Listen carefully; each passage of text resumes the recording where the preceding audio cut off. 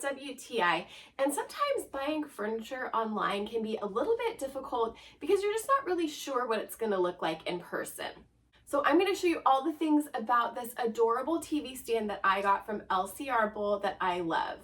First of all, I love this design. This is a super cute mid-century modern.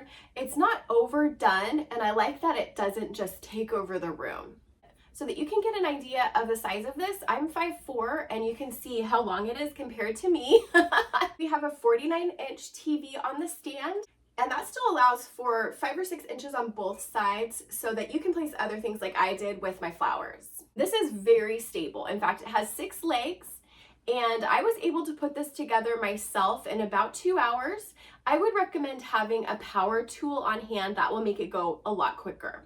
This is a great little entertainment center. You can see that there's adjustable shelves in the middle portion. I also like that the cupboard doors close quietly, and the gold accent of the handle is just really stunning. I got the walnut color, although this does come in oak as well.